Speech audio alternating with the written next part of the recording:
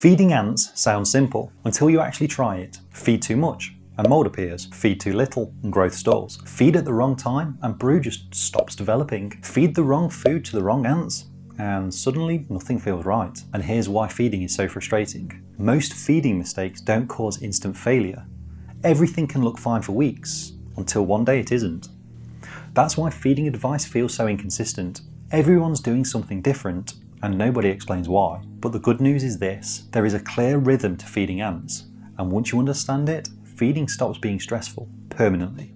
Today I'm going to show you how often to feed your ants, and even if I don't mention your exact species, you'll still know exactly what to do by the end of this video.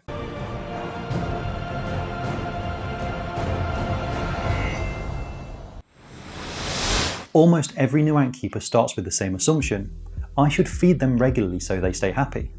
But ants don't eat on a schedule. They eat when the colony needs resources, not just because food exists. Especially in founding setups, food often causes more problems than it solves. It introduces mold into tiny spaces. It stresses queens that don't need feeding yet. It creates pointless work for workers. Protein rots, sugar ferments. So feeding isn't really about frequency, it's about timing and purpose. And everything starts with the brood. This is the idea that makes feeding finally make sense. Brood is the engine of the colony. No brood means protein demand is very low. Lots of brood means protein suddenly matters. Sugar fuel workers' immediate energy.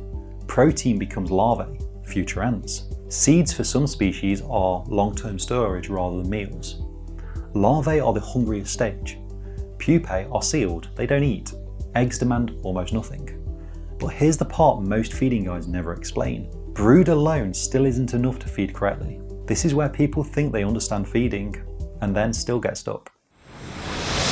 This next idea is where feeding finally clicks. You don't really feed species, you feed ant types. Once you understand which group your ants belong to, feeding becomes intuitive, even if you've never heard their Latin name.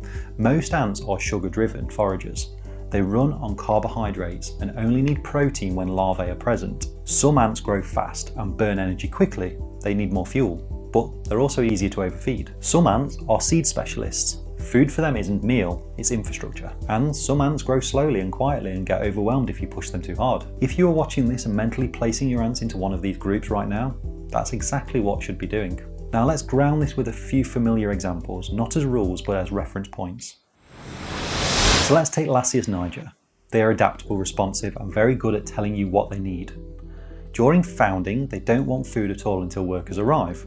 Once workers are present, sugar becomes useful. Protein only matters if there's brood to feed. Sugar a few times a week keeps them running. Protein once or twice a week depends entirely on brood volume. If protein is ignored, brood demand is low. If protein is swarmed, brood demand is high. And notice something important here. The rule didn't change, only the pace did. Now compare that to Lasius flavus. They grow more slowly, stay hidden, and eat far less. They follow the same feeding logic as niger, just scaled down, smaller portions, longer gaps. With flavus, restraint isn't caution, it's success. Messor barbarus works differently again. Seeds aren't snacks, they are storage. During founding, seeds are enough. Protein only becomes relevant when larvae appear. Even when established, protein is strategic, not frequent. You don't feed Messors with enthusiasm, you feed them with intention. And then there's Camponotus niger. Fast, bold, and energy hungry. They need sugar availability and regular protein once brood is present, but too much leads to waste, mold, and instability. Different ants, same underlying logic. One final piece completes the picture. No ant eats the same way all year. In winter or diapause, activity drops sharply. Feeding reduces naturally, protein is usually unnecessary. In early spring, exploration begins, brood reappears, sugar comes first, protein follows only when larvae are visible. Spring and summer being peak growth, feeding frequently increases because brood demand increases. Autumn is the slowdown, protein tapers, colonies prepare to rest. And this is important. Most feeding mistakes happen in spring because ants wake up faster than our habits change. If you are ever unsure, behaviour will always tell you what's happening. Overfeeding looks like food being ignored, mold appearing quickly, protein drying untouched, workers losing interest in foraging.